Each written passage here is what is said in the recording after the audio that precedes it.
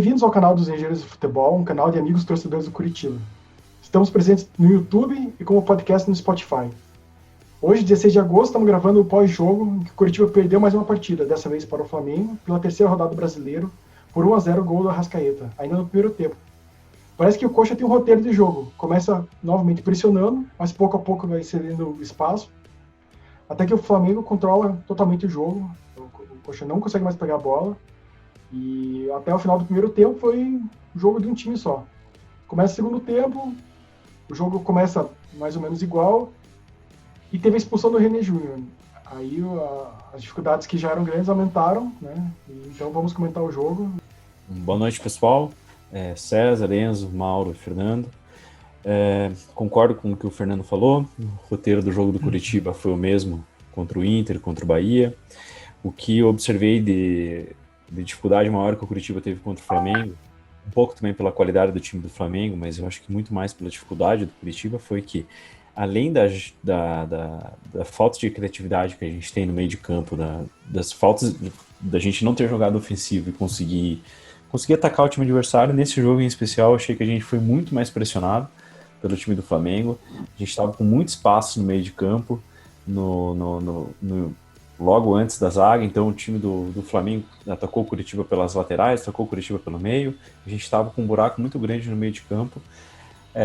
Acredito que isso devido ao fato de, na minha opinião, o René Júnior ter jogado muito mal, e a função dele ali era ajudar o Natan na marcação do meio. O que de bom a gente pode aproveitar do jogo, acredito que tenha sido a estreia do Neilton. Quando ele entrou, ele conseguiu criar uma movimentação, pelo menos uma movimentação, se a gente vê que ele tem um pouco mais de capacidade do que os demais jogadores que vinham jogando na frente. Sassá também parece ter apresentado um futebol um pouco melhor do que o que ele vinha tendo. Enfim, os jogadores que entraram ali eu achei que renderam um pouco mais. O Matheus Bueno também entrou bem. Só que a gente está com a gente teve uma dificuldade muito grande na marcação. E eu nem vou comentar sobre o problema nosso de criação de jogadas, que isso semana após semana, são os mesmos comentários. O Curitiba não consegue criar, quando chega não chuta gol, e enfim, sempre as mesmas dificuldades. Enzo, se quiser, pode complementar. Boa noite, Carlos, boa noite, Mauro, boa noite, Fernando, César e a todos que estão nos ouvindo, assistindo. Mais um final de semana aí ruim para a torcida Coxa Branca.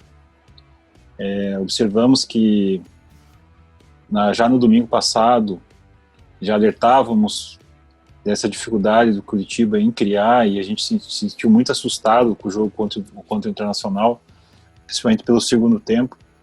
E o Curitiba enfrentou o Bahia na quarta-feira, jogou mal novamente, um time muito fraco do Bahia, e não conseguimos fazer gols. Ontem, novamente, enfrentamos uma equipe tecnicamente superior, é sabido, né? O Flamengo é o atual campeão brasileiro, ele é tecnicamente superior a todos os times do Brasil hoje. Logicamente, não parecia ser o mesmo Flamengo do ano passado, porém, os mesmos jogadores, né? E num lance decisivo, a qualidade técnica sobressaiu, né? Que foi o lance do gol do Flamengo. O Curitiba entrou, a meu ver, um pouco diferente, né, do que a gente estava acostumado. A gente não tinha aquele homem aberto pelo lado direito, apesar do Galdesani estar concentrado ali, mas o Galdesani, ele é um jogador muito... Ele briga, né? Ele briga com a bola, briga com o campo, briga com o juiz, briga com todo mundo. É um jogador, assim, útil pro time, mas não é aquele jogador que vai decidir o jogo. O Ian Sassi, a meu ver, iniciou bem a partida, porém não é um jogador pronto ainda, né? Não tá com ritmo de jogo, um jogador que chegou ontem no Curitiba. Parece-me um bom reforço aí para a sequência do campeonato, que vai ser longa. O aspecto positivo foi a estreia do Neilton, um jogador diferenciado, realmente, que você observa, né, pelas características dele, jogador de velocidade, drible, que o Curitiba não tem, mas ainda vejo muita dificuldade no Curitiba no contra-ataque. Principalmente se o Curitiba quer ter um jogo vertical, ele precisa ter jogadores de velocidade. E para mim está bem claro que o Robson, o Igor Jesus, não podem fazer parte desse time que quer ter um jogo vertical com velocidade, né? Se você observar o ano passado, a gente já comentou domingo passado também. No Curitiba tinha o Roalano e o Rafinha, né? Que faziam esse contra-ataque na segunda divisão. Na primeira divisão não tem ninguém. E observando o jogo hoje do Atlético Goianiense, você vê que não tem atacantes rápidos, né, para fazer o contra-ataque. O Curitiba não tem. O Curitiba faz um jogo lateral, não faz um jogo vertical, né? Ele toca a bola pro volante, troca pro lateral, toca pro volante, toca pro lateral, aí passa um pouco no meio de campo, perde a bola, toma contra-ataque, toca pro lateral, toca pro outro lateral, inverte a jogada, mas nunca é vertical. Jogada bola parada com a saída do lateral direito do Patrick Vieira praticamente não existe, né? Você não vê uma jogada de escanteio, uma jogada de cobrança de falta. Então, infelizmente, é isso que temos, né? O Curitiba em último colocado no Campeonato Brasileiro da primeira divisão. Bom, meus amigos, boa noite a todos vocês. É um prazer aqui estar comentando, apesar de todos os pesares, né? E eu vou tentar fazer uma análise estrutural, tá? Porque, assim, a gente depois vai falar de cada jogador e tal. Vamos ver se eu consigo expressar esse momento, né, que a gente está vivendo. Momento não, essa fase já que dura um tempão. A impressão que me dá é que, assim, o nosso time, independentemente de técnico, de diretor de futebol, de elenco, ele parece que ele sofre uma síndrome de uma indigência. Não sei, até me falta um adjetivo para conseguir classificar essa durante a partida, né? A gente, como vocês falaram, o time começa bem.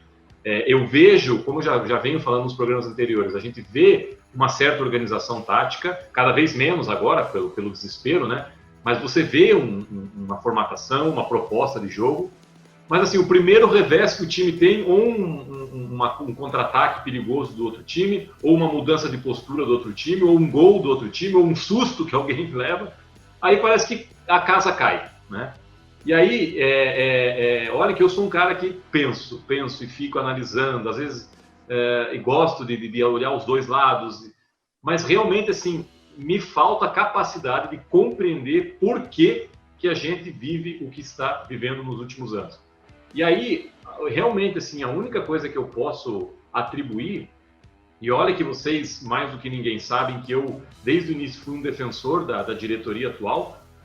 Não tenho direito a voto, mas na época, se tivesse, não teria votado neles, mas depois que eles se elegeram, eu gostei do discurso, confesso, fui defensor, mas, assim, realmente não tem condição. Me parece que os caras não conseguem imprimir uma identidade para o time, né? Por maior que seja a boa vontade. Então, hoje o que eu vejo, o Coritiba é um time sem identidade, não consegue colocar em prática a sua proposta, tem boas intenções, né? Somado a tudo isso, uma grande falta de sorte, que é uma coisa, assim, inacreditável, né? A gente nunca consegue, a bola que vai na trave, que podia entrar, nunca entra, ela sempre vai na trave e vai para fora, né?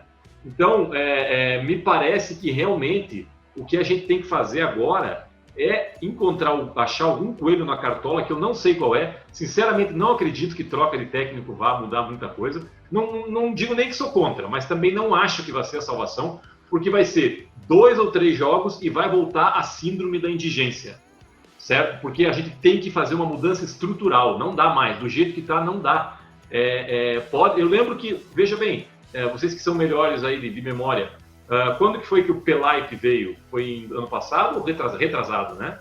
E não resolveu. 2018. 2018. Um abaixamento, né? Não.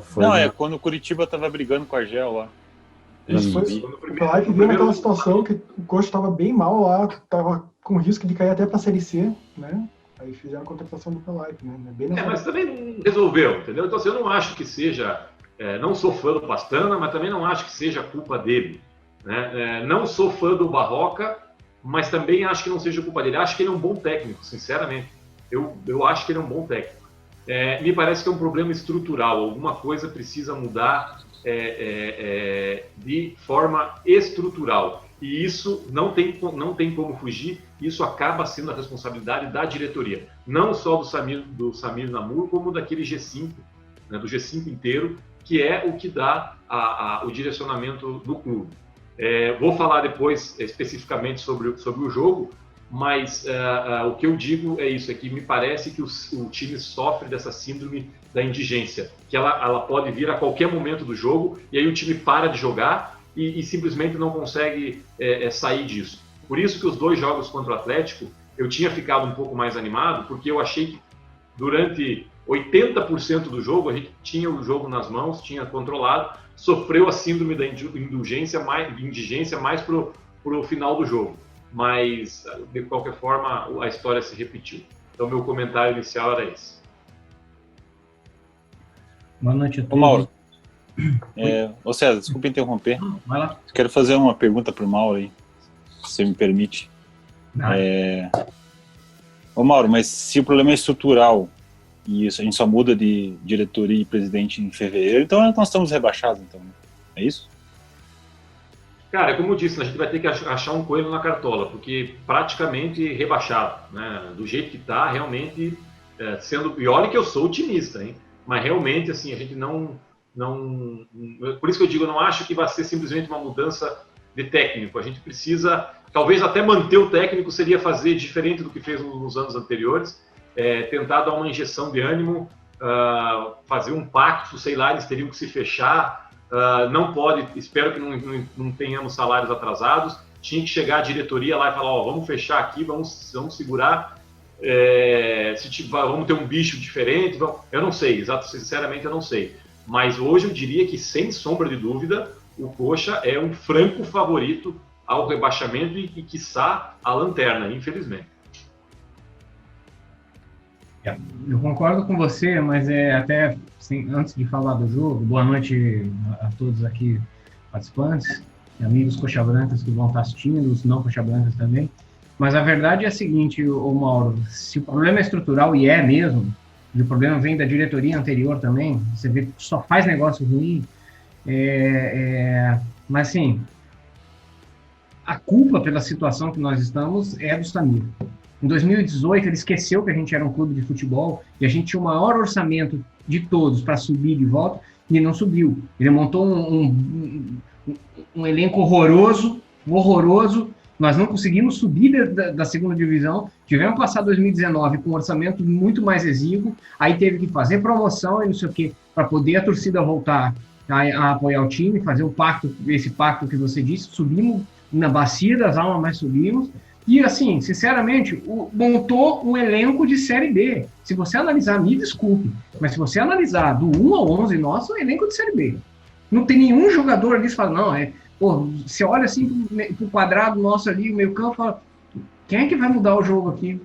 Quem? O Matheus Galdesani? É o único que tem o mínimo de lucidez ali, mas não é um cara que você vai esperar uma coisa diferente, abrir uma jogada, nada. Eu espero que o Coelho da Cartola, sinceramente, seja a dupla Neilton e Sassá, que eu acho que o seu Barroca tem que insistir com essa dupla. Né? O Neilton chegou agora, eu vou exibir ele, porque o Neilton chegou essa semana, apesar de que eu acho que se chegou na sexta-feira, está com condição de jogar, já tinha que ter botado o calção, camisa e entrado em campo, porque meu amigo Igor Jesus, Robson, isso não é jogador de Série B.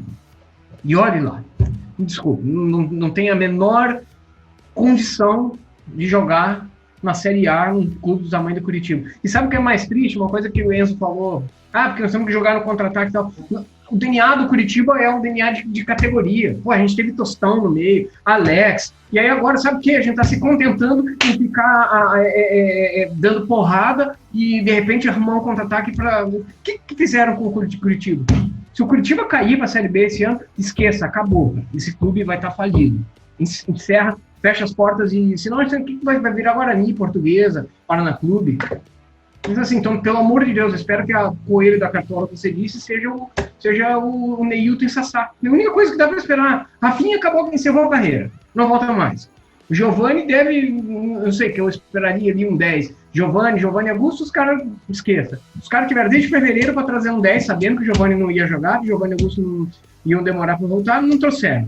Aí ficam insistindo com o tal de Thiago Lopes, jogador de Série B. Não dá, não tem a menor condição. Esse elenco do Coxa é horroroso.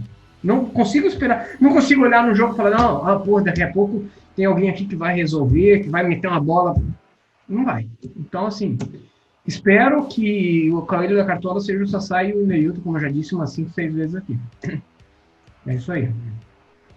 Eu acho que o cenário é bastante difícil de ler, assim, que se for ver o ano é um fracasso, né? Porque teve eliminação da Copa do Brasil.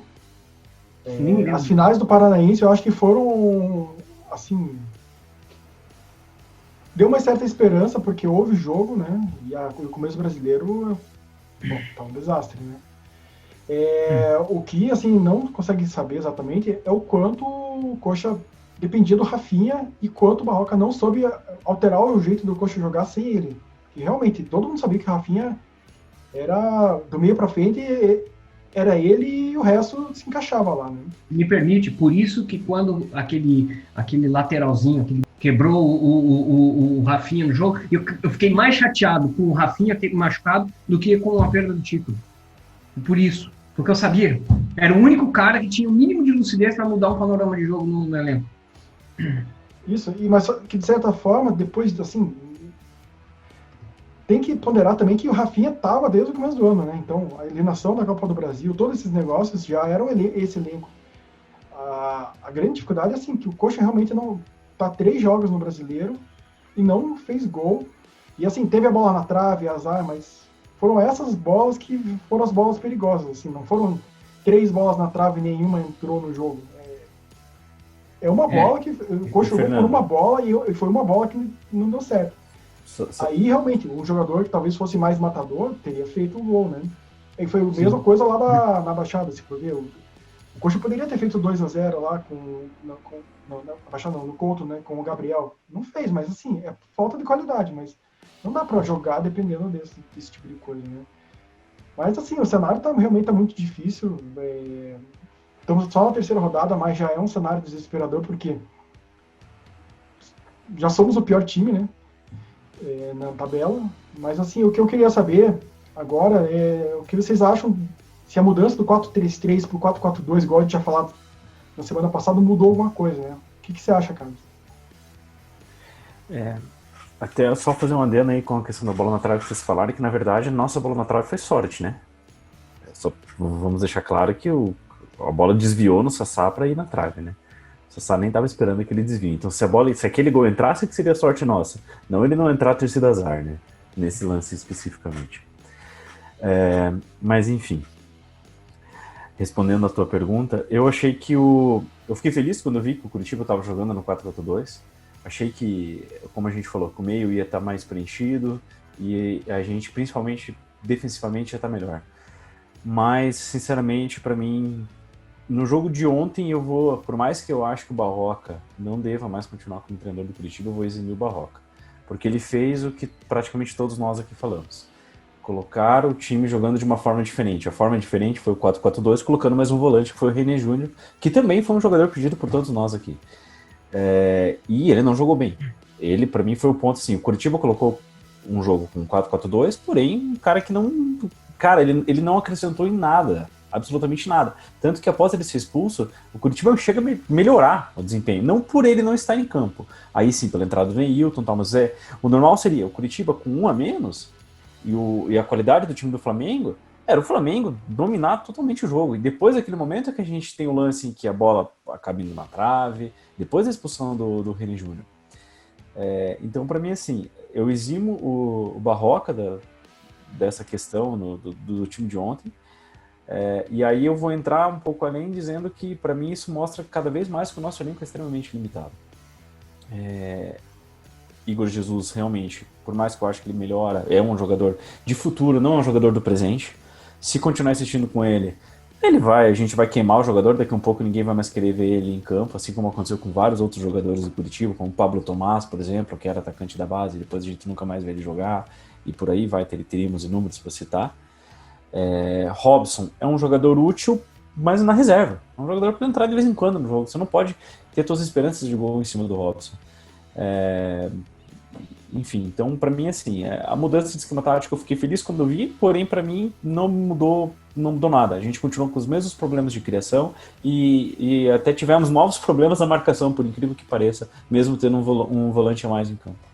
Carlos, Pode deixa eu só fazer parênteses aí, porque quero aproveitar o gancho dessa excelente análise que o Carlos fez, porque vejam que é exatamente isso, a gente tinha falado isso no programa, então vejam como é difícil ser técnico do Curitiba. Por isso que eu digo que tem coisas que são, não é que são inexplicáveis, tudo tem que ter uma explicação, mas é difícil encontrar explicação. Ele alterou a forma de jogar, preencheu o meio-campo, parecia que estava dando resultado, ou não, parecia, né? E colocou o René Júnior, eu fui um dos que falei, coloca o René Júnior e tal, e cara, o René Júnior foi um zero à esquerda, total, não jogou absolutamente nada. E Mauro, você não está no dia a dia dos treinos lá. Não é possível que o René Júnior, assim, a não ser que ele está jogando muito nos treinos e foi horroroso no jogo. Mas assim, pô, o Matheus Salles, não tem tanto Matheus nesse time, né? Mas o Matheus volante lá da base lá, ele tá jogando muito. Não é possível, cara. Não é possível, cara. Não, mas veja, eu concordo, mas eu acho que o Barroca colocou meio que no desespero. Tipo assim, René Júnior é um cara mais de experiência, tem um pouco mais de nome, um cara já mais canchado. Colocou o Sassá, que a gente pediu também. Mas realmente, assim, o time até, isso que eu digo, o time até parece que vai, sabe? Se estrutura bem, se coloca bem, mas basta o primeiro revés, o primeiro contra-ataque, o outro time começar a dominar, que ele não consegue sair daquilo. Parece que bate o desespero, sabe quando você tem um trauma, e aí você vai tentando superar o teu trauma, mas a primeira recaída, você se acaba de novo. Não dá. O time tem que ser um pouco mais cascudo, né? Então, assim, nesse aspecto até pode ser culpa pode ser colocar na conta do Barroca, pode, mas eu sinceramente não vejo que em termos táticos, técnicos, que vá mudar muito se vier outro treinador. A não ser que a gente traga lá um motivador, sabe, como um desespero, mas se não, sinceramente, eu preferia que o Barroca e a diretoria chamasse os líderes do grupo, que sei lá quem são, William Matheus, Sassá, Neilton, pegar os caras mais experientes e dizer, galera, o negócio é o seguinte, ou a gente muda totalmente a atitude, tá? Vamos nós aqui botar a cara a tapa, como foi feito ano passado, quando o Giovani foi pego na balada, o Carlos vai lembrar bem disso aí, mudou totalmente a postura do time, e aí que a gente subimos no pau bravo com um time de M, mas subimos, entendeu? Então é isso que tem que fazer esse ano, e esperar que um dia assuma uma outra diretoria que tenha uma outra cabeça que melhore. Eu vejo que, sendo bem prático, é isso. Permita-me discordar de vocês todos, né? Eu acho que o problema do Curitiba principal é o técnico. Para mim, o Barroca fica bem claro. Eu gosto de analisar o jogo, né? Questão de diretoria, de Rodrigo Pastana, a meu ver, não me compete analisar isso aí. Porque foi eleito pelos sócios do Curitiba, né? Então a gente tem que aguardar o término do mandato do presidente aí e depois a gente vê. Mas analisando o jogo contra o Flamengo, você vê que o Curitiba não tem padrão nenhum de jogo, né? E por mais que tenha colocado lá o 4-4-2, como vocês bem observaram, só que o Galdesani jogou aberto pelo lado direito também. E o Curitiba não tem jogada de contra-ataque, não é vertical, ele é lateral só. Ele começa o jogo lá, o Wilson toca pro lateral direito, toca pro Rodolfo toca pro Sabino toca pro Matheus, que toca pro Galdesani, que cai no chão, perde a bola, aí vai contra-ataque. E o Curitiba não passa do meio de campo. O Curitiba não assustou o goleiro do Flamengo, né, praticamente. O Robson teve uma chance ali, fez uma jogada, né, mas você vê que é tão difícil que quando chega cai no chão, não consegue chutar, sabe? Então, ao meu ver, pra você trocar o técnico para ontem, como eu disse anteriormente, né, esse time do Curitiba não faz gol. O Curitiba não consegue fazer gol. E eu nunca vi isso na minha vida. O segundo tempo contra o Internacional, para mim ficou bem claro que o Curitiba, enquanto não trocar o técnico, enquanto o Barroca não sair, ele não saiu hoje, né? Não saiu. Já cravaram aí que ele não saiu. Mas aí vai jogar com o Corinthians, não vai fazer gol de novo. Esse time aí não faz gol. O estilo de jogo do Barroca é um estilo de jogo que não dá certo para o Curitiba. O Barroca tem que treinar os times lá do Rio de Janeiro, lá, que ele está acostumado lá, que são times mais técnicos, né? Botafogo, Fluminense, que gostam de sair jogando e tal. O Curitiba nunca jogou assim. Tanto é que foi campeão brasileiro com o Enio Andrade, né? Jogando no contra-ataque. Então, o Curitiba precisa urgentemente de um técnico num técnico mais tradicional, um técnico mais experiente, que tenha cancha de Série. Tanto é verdade que o técnico faz diferença, que o Jorginho chegou ano passado. O Jorginho é um técnico experiente, campeão do mundo. Ele vai falar, vai dar uma palestra nos jogos, os jogadores vão ouvir o que ele tem para dizer. O Jorginho tem experiência, ele é conhecido mundialmente, né? Não só no circuito nacional, mas como no mundo inteiro. Foi um jogador que, por onde passou, foi estrela, jogou no Bayern de Munique, jogou na seleção brasileira. Então ele vai comentar qualquer coisa, tu não para ouvir. Já o Barroca, não sei, ele dá a impressão que decorou o livro de educação física lá e foi ser treinador de futebol. Então, assim, sinceramente, porque eu vou ser bem sincero para vocês, tá? Só você estudar não te dá aptidão para você ser profissional. Você tem que ter o que vai te dar experiência, né?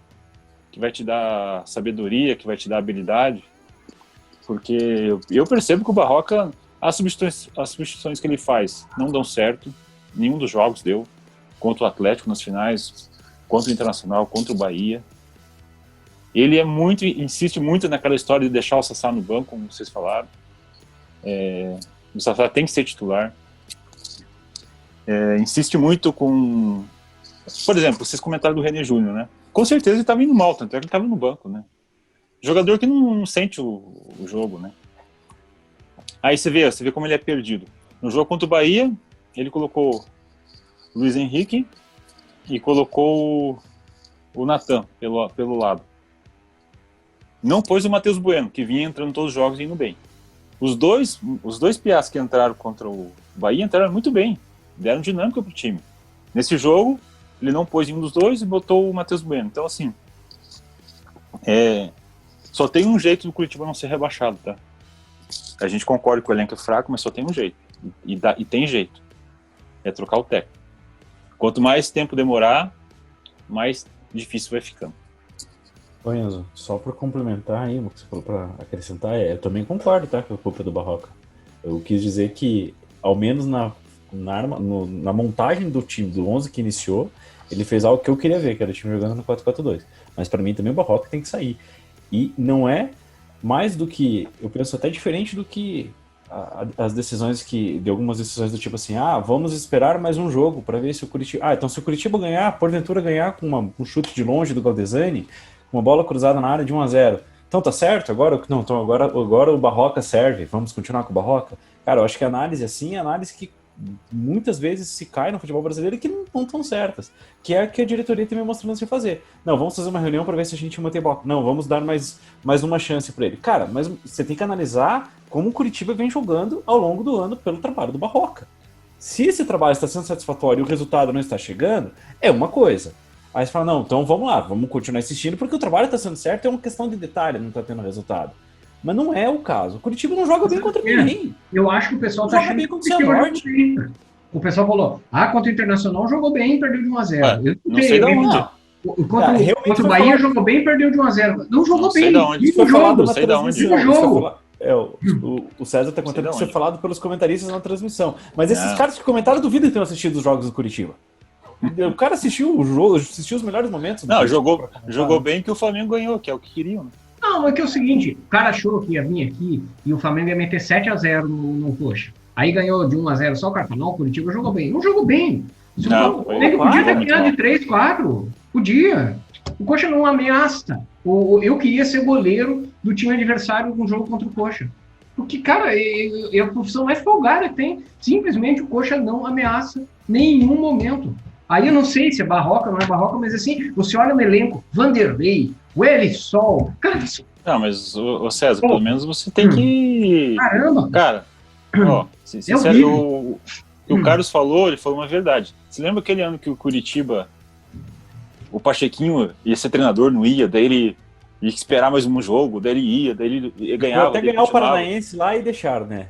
Meu Deus, cara, aí começou o brasileiro, aí nunca falou, não, o Pachequinho é o treinador. Sempre, né?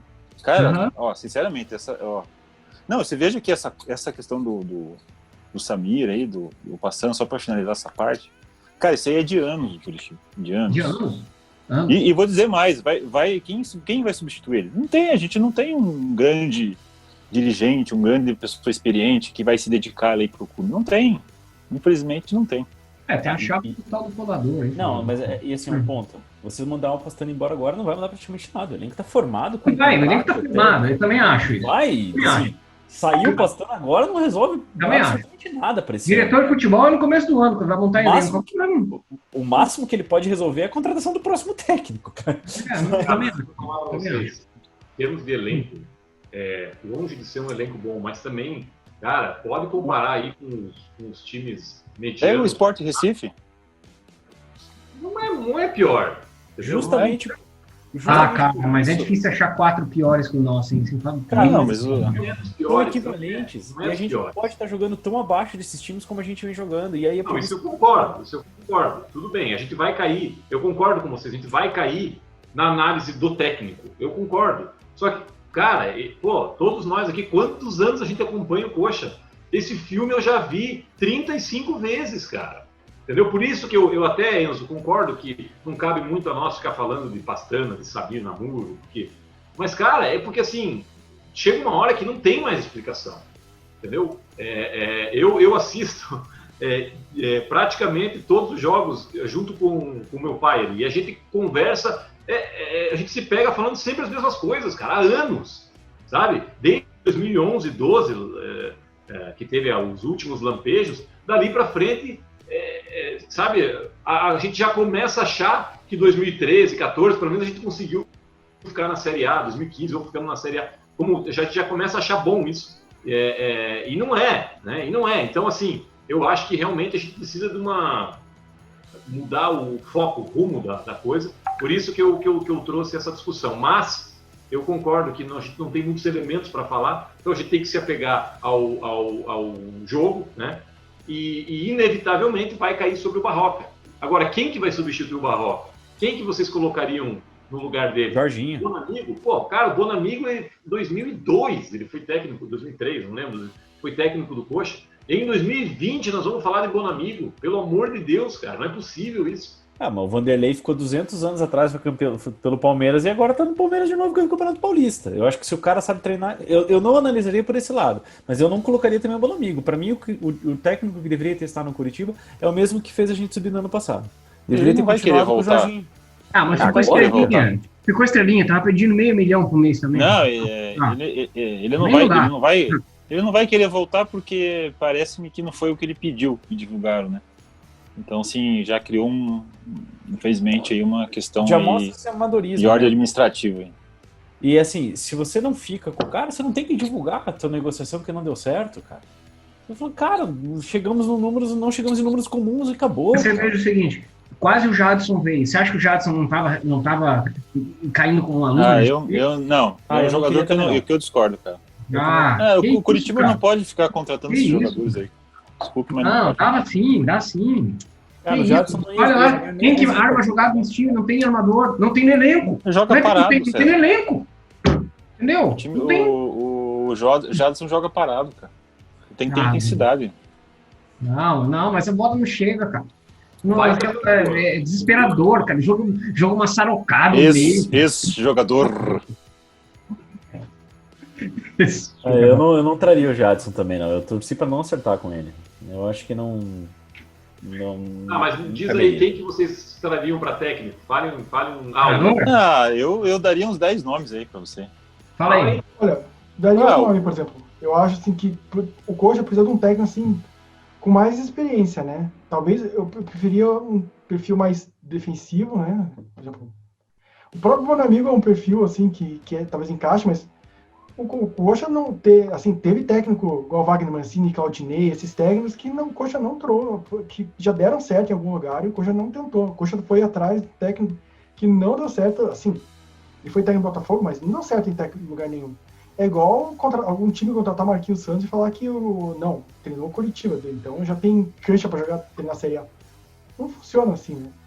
E, assim, Barroca parece realmente que fez um supletivo de técnico, porque ele leu o manual do capítulo 1, que é marcar pressão no começo do jogo, vamos lá e vai. Só que o time morreu, o que faz em seguida? Não faz nada, aí desistir do jogo. É óbvio que o time vai cansar. Eu acho que uma hora o time vai cansar. Cansou, o que precisa? precisa ter a escape no contra-ataque. E assim, se for ver, os times que dão certo, eles vão alternando entre o ataque, a defesa, vão se encaixando. E o Barroca, na hora que ele sai daquele estilo que ele começa o jogo acaba. É só esperar o tempo, torcer para dar um 0-0. Se não fez gol nos 10 minutos iniciais, é torcer para o jogo acabar. Fernando. Se a gente voltar atrás no que o Fernando comentou, na questão do Barroca, se a gente voltar atrás, que eu digo no jogo contra o Bahia, tá? Curitiba perdendo, ele me troca lateral direito por lateral direito, cara. Eles tiram o Natanael e colocam, acho que o Jonathan, que foi o que a gente contratou.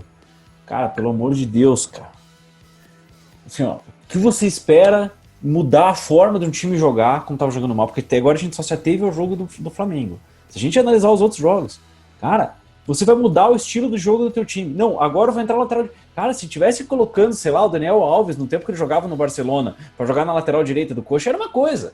Mas te garanto que o Jonathan não vai jogar isso, né? Senão não tava vindo pro Coxa. Ah, pelo amor de Deus, assim, esse tipo de coisa tem que sair mais do que a mudança do 6 por meia dúzia, que é o que o Fernando tá falando. Pô, é isso. Vamos terminar esse vídeo, né? E aí a gente volta com uma segunda parte, falando de outros assuntos, tá? Vamos lá. Vamos para o intervalo comercial. Depois do intervalo, voltamos com nomes de técnicos para o Curitiba. Não perca. Pique de café Damasco. 362, 12, 22. Ah, não, esse é o Vernon Pala Sotero.